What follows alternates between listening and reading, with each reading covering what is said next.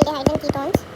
First we are going to see how the carbonyl carbon is attached to two groups over here. It could be an H, it could be near R, it could be an R.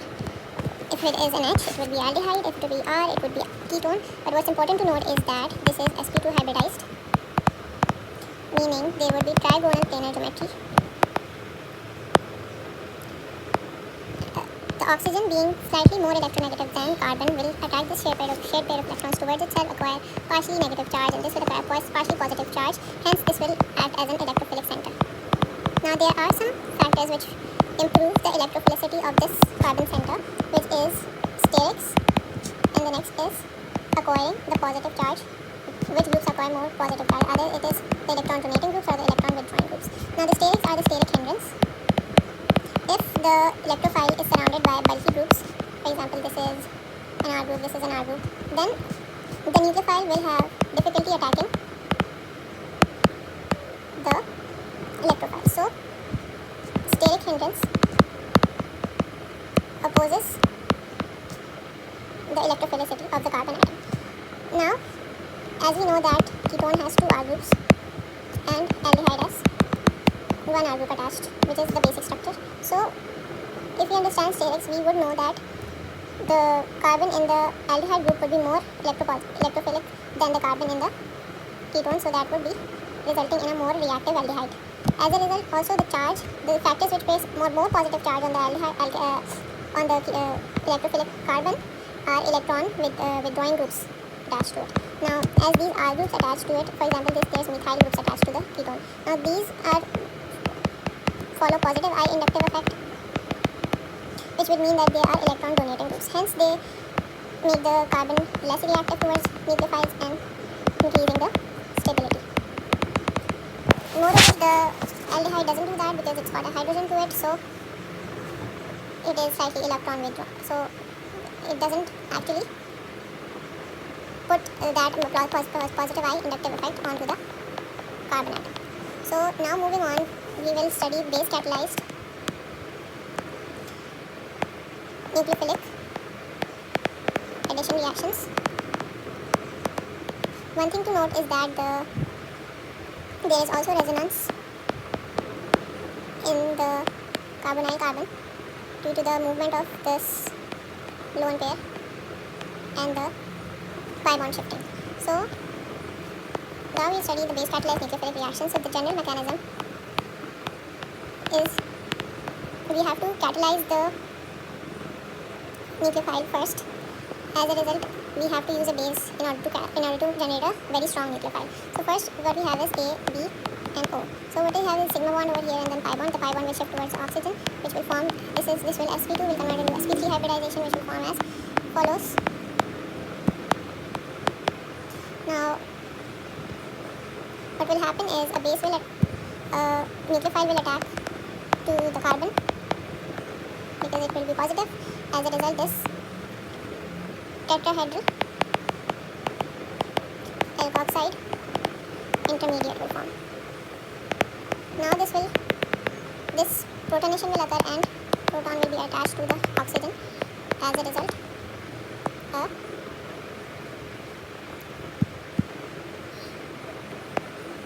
product will be formed.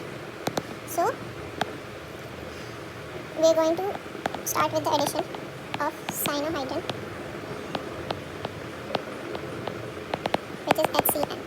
Now, how do we generate that? Is we use NaCl plus HCl. We use NaCN and HCl. Alright, so what we'll do is we have to generate a nucleophile, so we are going to add a base. What it's going to do is we can't add pure hydrogen cyanide to the carbonyl group because what it will do is it will slowly react to it. In order to fast pace it, we are going to add a base to it, and then so as we know that Cn minus is a good nucleophile, so this is the part that is going to attack, which is a strong nucleophile, because we are not actually increasing the electrophilicity of the carbon by attacking the acid first, which is H proton. So what we'll do is the generation. Now we will proceed with the attack of nucleophile. We have here as we have formaldehyde, oxygen. Actually, we'll just put a CH3 group over here. So what we have, we'll shift the oxygen over here, the pi bond over there, and then we will attack the nucleophile with a CN minus. What we have is CN minus HO minus CH3 and H, which is a tetrahedral addition product. We will add H plus to it, and then it will form acetaldehyde cyanohydrin. Now if we had H over here, it would form formaldehyde cyanohydrin. For example, we had benzaldehyde over here, it would form benzaldehyde cyanohydrin. There are multiple possibilities for it.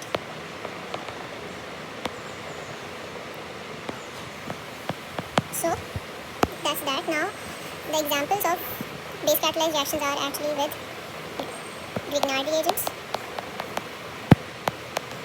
So I'm going to show how we can prepare 3-degree alcohol with acetone. So we have methyl magnesium bromide here. So as we know that this is partial negative, this is partial negative, and this will be partial positive.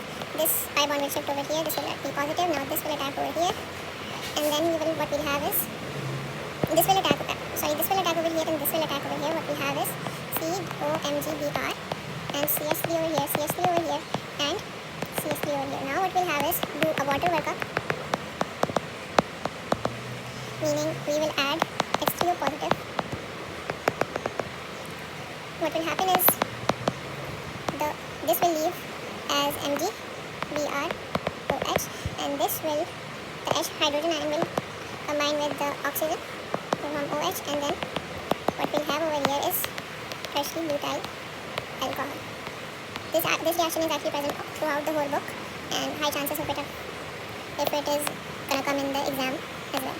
Now we can also react it with acetaldehyde molecule. The same reaction is gonna follow. So we have here this. It's going to add that, and then we will form this.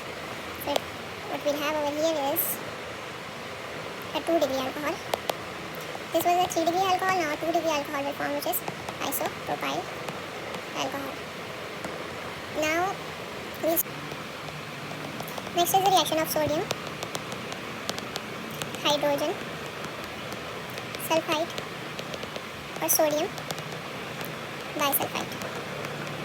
So what we'll have is NaHSO3. So we can also write it like this.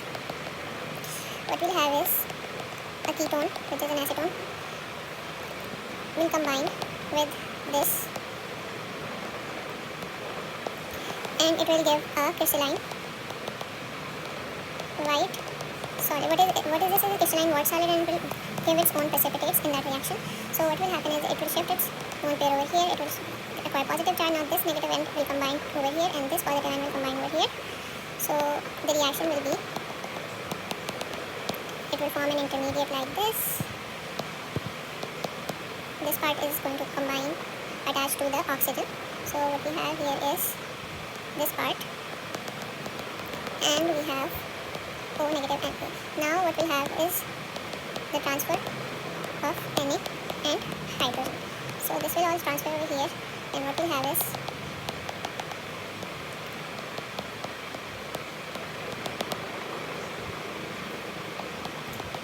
acetone, which is converted into sodium bisulfite adduct. One key thing to note is that it only occurs in lower ketones